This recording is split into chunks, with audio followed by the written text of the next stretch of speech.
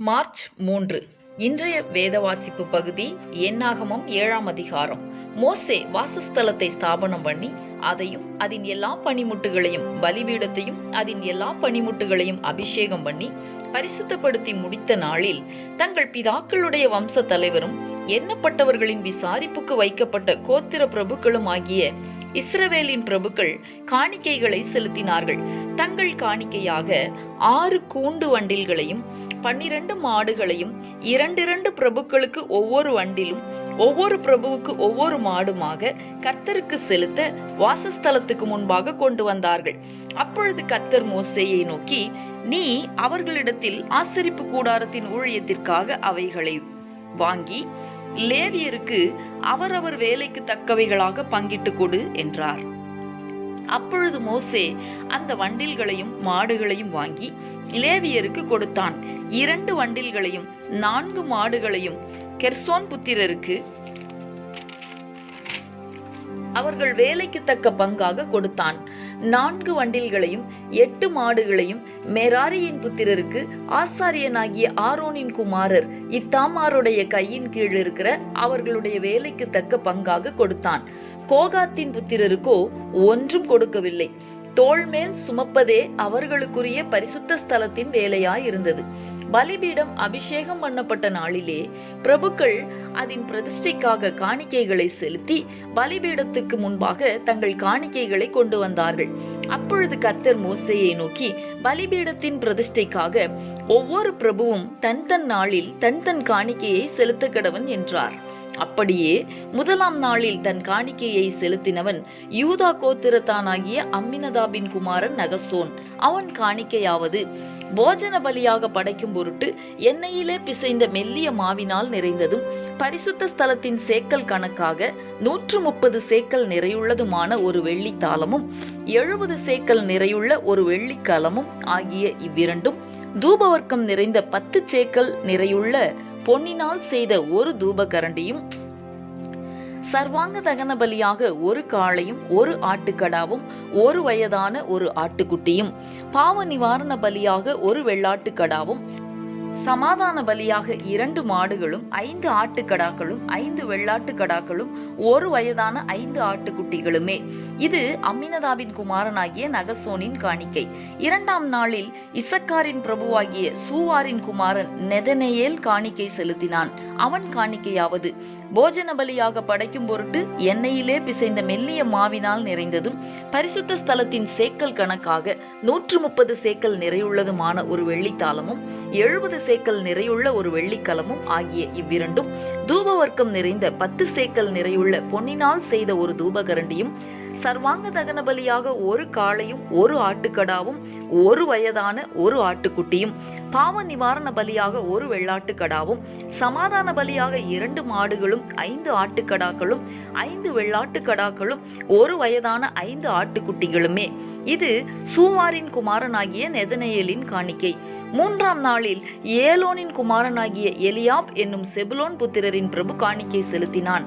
அவன் காணிக்கையாவது, போஜன பலியாக படைக்கும் பொருட்டு எண்ணெயிலே பிசைந்த மெல்லிய மாவினால் நிறைந்ததும் பரிசுத்த ஸ்தலத்தின் சேக்கல் கணக்காக 130 சேக்கல் நிறையுள்ளதுமான ஒரு வெள்ளித்தாளமும் 70 சேக்கல் நிறையுள்ள ஒரு வெள்ளிக்கலமும் ஆகிய இவ்விரண்டும், தூபவர்க்கம் நிறைந்த 10 சேக்கல் நிறையுள்ள பொன்னினால் செய்த ஒரு தூபகரண்டியும், சர்வாங்க தகன பலியாக ஒரு காளையும் 1 ஆட்டுக்கடாவும் 1 வயதான ஒரு ஆட்டுக்குட்டியும், பாவ நிவாரண பலியாக ஒரு வெள்ளாட்டுக்கடாவும், சமாதான பலியாக 2 மாடுகளும் 5 ஆட்டுக்கடாக்களும் 5 வெள்ளாட்டுக்கடாக்களும் 1 வயதான 5 ஆட்டுக்குட்டிகளுமே.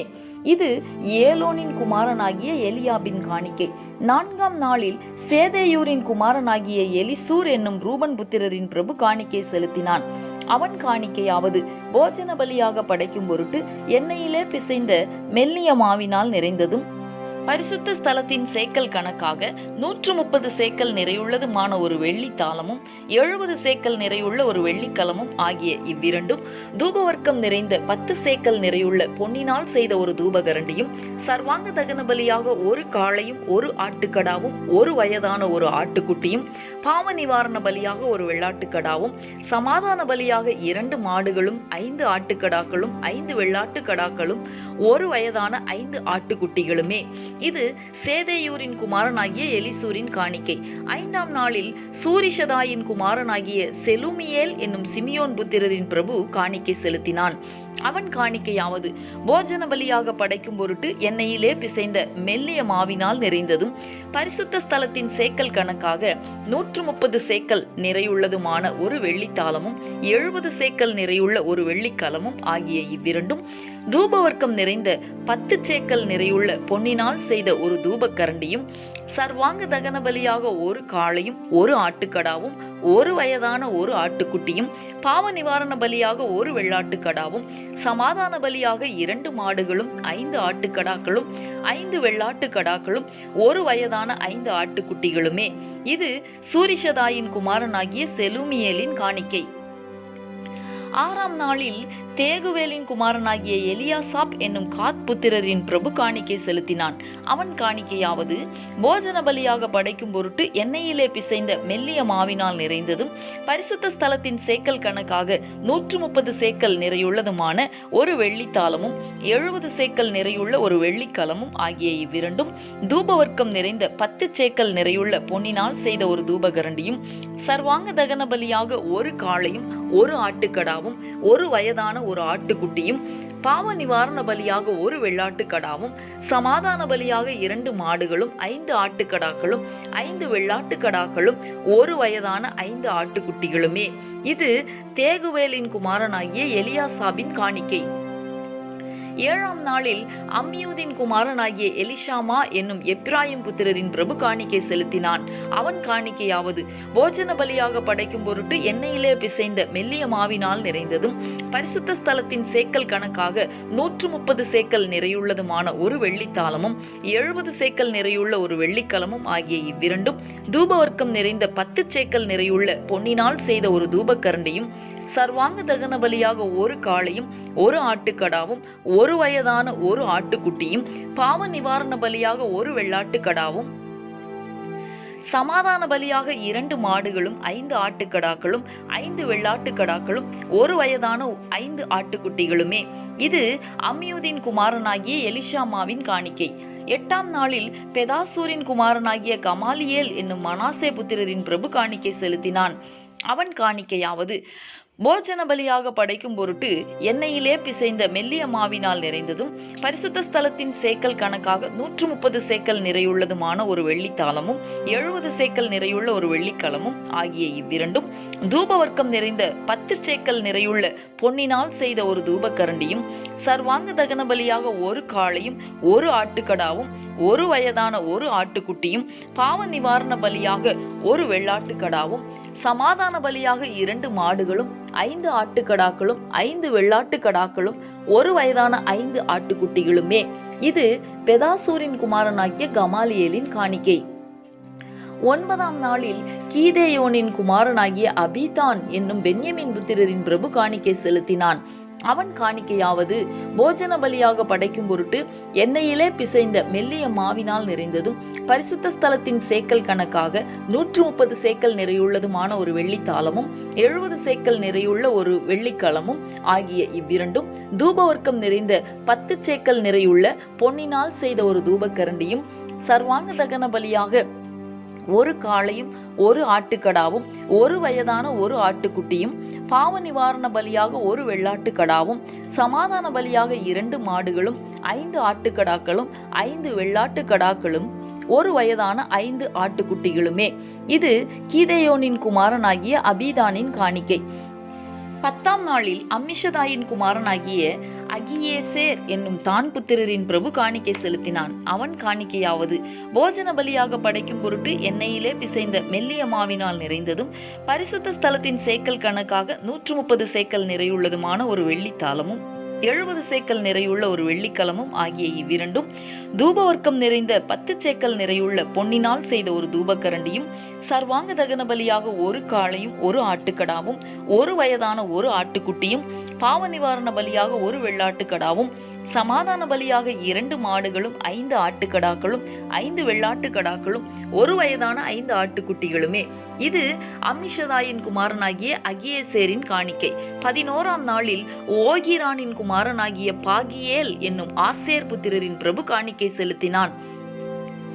அவன் காணிக்கையாவது, போஜன பலியாக படைக்கும் பொருட்டு எண்ணெயிலே பிசைந்த மெல்லிய மாவினால் நிறைந்ததும், பரிசுத்த ஸ்தலத்தின் சேக்கல் கணக்காக 130 சேக்கல் நிறையுள்ளதுமான ஒரு வெள்ளித்தாளமும், 70 சேக்கல் நிறையுள்ள ஒரு வெள்ளிக்கலமும் ஆகிய இவ்விரண்டும், தூபவர்க்கம் நிறைந்த 10 சேக்கல் நிறையுள்ள பொன்னினால் செய்த ஒரு தூபக்கரண்டியும், சர்வாங்க தகன பலியாக ஒரு காளையும் ஒரு ஆட்டுக்கடாவும், ஒரு வயதான ஒரு ஆட்டுக்குட்டியும், பாவ நிவாரண பலியாக ஒரு வெள்ளாட்டுக்கடாவும், சமாதான பலியாக 2 மாடுகளும் 5 ஆட்டுக்கடாக்களும் 5 வெள்ளாட்டுக்கடாக்களும், ஒரு வயதான 5 ஆட்டுக்குட்டிகளுமே. இது ஓகிரானின் குமாரனாகிய பாகியேலின் காணிக்கை.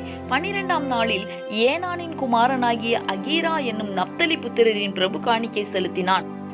அவன் காணிக்கையாவது, போஜன பலியாக படைக்கும் பொருட்டு எண்ணெயிலே பிசைந்த மெல்லிய மாவினால் நிறைந்ததும், பரிசுத்த ஸ்தலத்தின் சேக்கல் கணக்காக 130 சேக்கல் நிறையுள்ளதுமான ஒரு வெள்ளித்தாளமும், 70 சேக்கல் நிறையுள்ள ஒரு வெள்ளிக்கலமும் ஆகிய இவ்விரண்டும், தூபவர்க்கம் நிறைந்த 10 சேக்கல் நிறையுள்ள பொன்னினால் செய்த ஒரு தூபக்கரண்டியும், சர்வாங்க தகன பலியாக ஒரு காளையும் ஒரு ஆட்டுக்கடாவும், ஒரு வயதான ஒரு ஆட்டுக்குட்டியும், பாவ நிவாரண பலியாக ஒரு வெள்ளாட்டுக்கடாவும், சமாதான பலியாக 2 மாடுகளும் 5 ஆட்டுக்கடாக்களும் 5 வெள்ளாட்டுக்கடாக்களும், ஒரு வயதான 5 ஆட்டுக்குட்டிகளுமே. இது ஏனானின் குமாரனாகிய அகீராவின் காணிக்கை.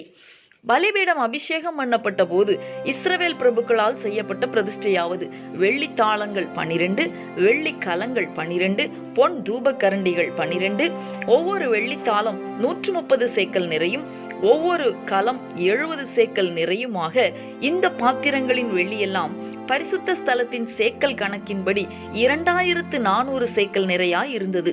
தூபவர்க்கம் நிறைந்த பொன் தூபக்கரண்டிகள் 12, ஒவ்வொன்று பரிசுத்த ஸ்தலத்தின் சேக்கல் கணக்கின்படி 10 சேக்கல் நிறையாக, தூபக்கரண்டிகளின் பொன்னெல்லாம் 120 சேக்கல் நிறையாய் இருந்தது.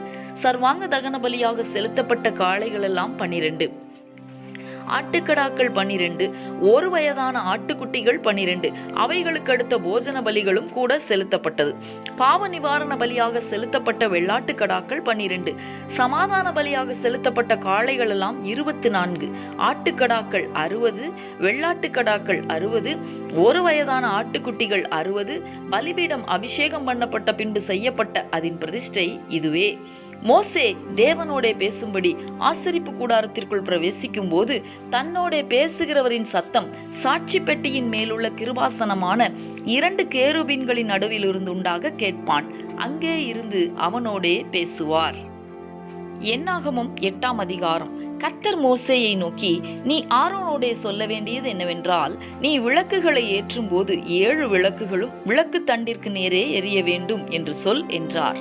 கர்த்தர் மோசேக்கு கட்டளையிட்ட பிரகாரம் ஆரோன் செய்து விளக்கு தண்டிற்கு நேரே ஒழுங்காக அதன் விளக்குகளை ஏற்றினான். இந்த குத்து விளக்கு அதன் பாதம் முதல் பூக்கள் வரைக்கும் பொன்னினால் அடிப்பு வேலையாய் செய்யப்பட்டிருந்தது. கர்த்தர் மோசேக்கு காண்பித்த மாதிரியின்படியே அவன் குத்து விளக்கை உண்டாக்கினான். பின்னும் கர்த்தர் மோசேயை நோக்கி, நீ இஸ்ரவேல் சந்ததியாரினின்று லேவியரை பிரித்தெடுத்து அவர்களை சுத்திகரிப்பாயாக. அவர்களை சுத்திகரிக்கும்படி அவர்களுக்கு செய்ய வேண்டியதாவது, அவர்கள் மேல் சுத்திகரிக்கும் ஜலத்தை தெளிப்பாயாக.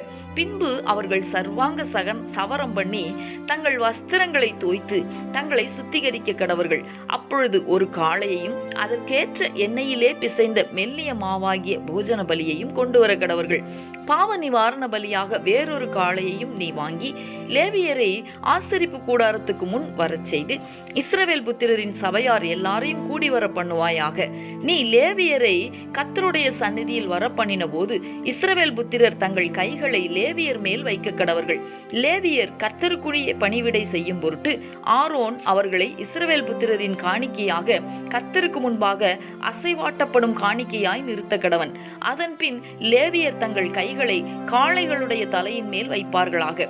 பின்பு நீ லேவியருக்காக பாவ நிவிர்த்தி செய்யும் பொருட்டு கர்த்தருக்கு அவைகளில் ஒன்றை பாவ நிவாரண பலியாகவும் மற்றொன்றை சர்வாங்க தகன பலியாகவும் செலுத்தி லேவியரை ஆரோனுக்கும் அவன் குமாரனுக்கும் முன்பாக நிறுத்தி அவர்களை கர்த்தருக்கு அசைவாட்டப்படும் காணிக்கையாக்கி, இப்படி நீ லேவியரை இஸ்ரவேல் புத்திரரிலிருந்து பிரித்தெடுக்க கடவாய். லேவியர் என்னுடையவர்களாயிருப்பார்கள். இப்படி அவர்களை சுத்திகரித்து அவர்களை அசைவாட்டும் காணிக்கையாக்க கடவாய். அதன் பின்பு லேவியர் ஆசரிப்பு கூடாரத்தில் பணிவிடை செய்ய பிரவேசிக்க கடவர்கள். இஸ்ரவேல் புத்திரரிலிருந்து அவர்கள் எனக்கு முற்றிலும் கொடுக்கப்பட்டிருக்கிறார்கள்.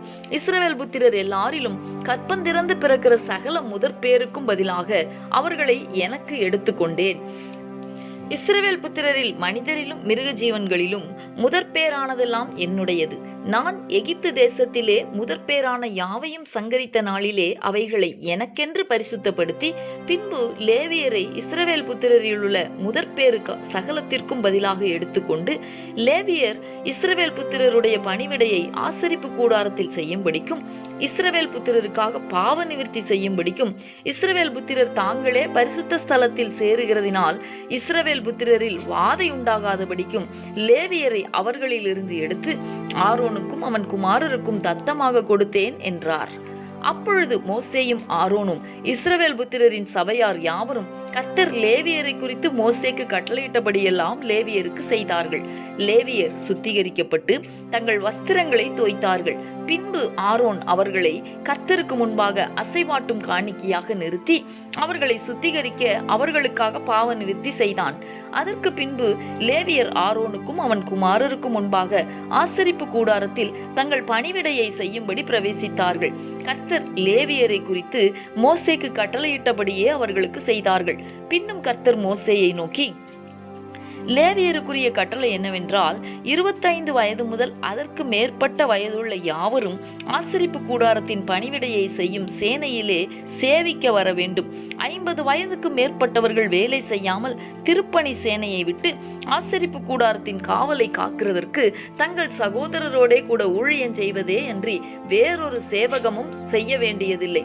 இப்படி லேவியர் செய்ய வேண்டிய வேலைகளை குறித்து திட்டம் பண்ண கடவாய் என்றார். சங்கீதம் 62. தேவனையே நோக்கி என் ஆத்துமா அமர்ந்திருக்கிறது, அவரால் என் ரட்சிப்பு வரும். அவரே என் கன்மலையும் என் ரட்சிப்பும் என் உயர்ந்த அடைக்கலமும் ஆனவர். நான் அதிகமாய் அசைக்கப்படுவதில்லை. நீங்கள் எதுவரைக்கும் ஒரு மனுஷனுக்கு தீங்கு செய்ய நினைப்பீர்கள்? நீங்கள் அனைவரும் சங்கரிக்கப்படுவீர்கள். சாய்ந்த மதிலுக்கும் இடிந்த சுவருக்கும் ஒப்பாவீர்கள். அவனுடைய மேன்மையிலிருந்து அவனை தள்ளும்படிக்கே அவர்கள் ஆலோசனை பண்ணி அபத்தம் பேச விரும்புகிறார்கள்.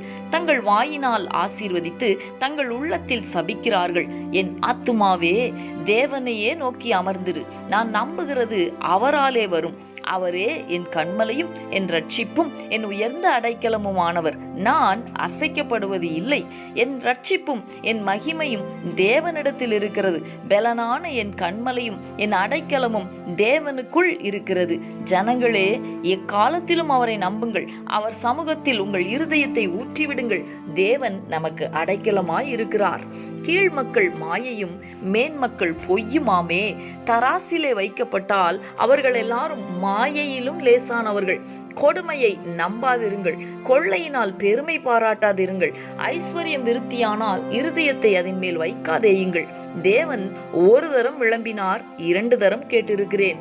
வல்லமை தேவனுடையது என்பதே, கிருபையும் உம்முடையது. ஆண்டவரே, தேவரீர் அவனவன் செய்கைக்கு தக்கதாக பலன் அளிக்கிறீர்.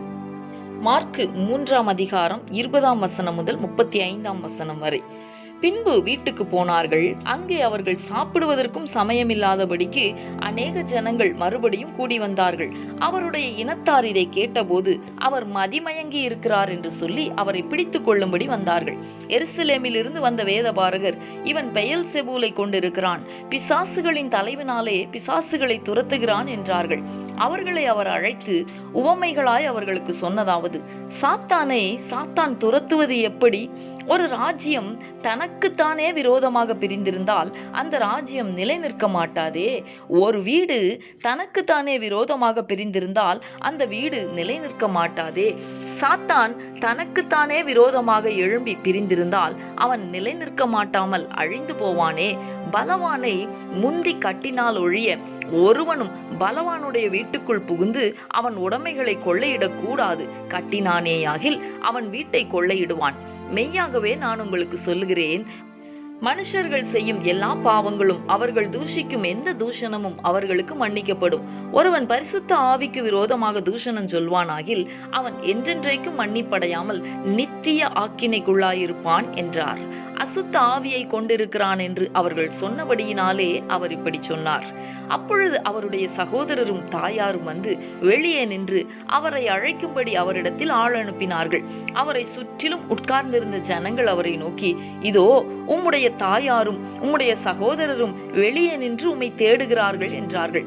அவர்களுக்கு அவர் பிரதியுத்தரமாக, என் தாயார் யார், என் சகோதரர் யார் என்று சொல்லி தம்மை சூழ உட்கார்ந்திருந்தவர்களை சுற்றி பார்த்து, இதோ என் தாயும் என் சகோதரரும் இவர்களே. தேவனுடைய சித்தத்தின்படி செய்கிறவன் எவனோ அவனே எனக்கு சகோதரனும் எனக்கு சகோதரியும் எனக்கு தாயுமாய் இருக்கிறான் என்றார்.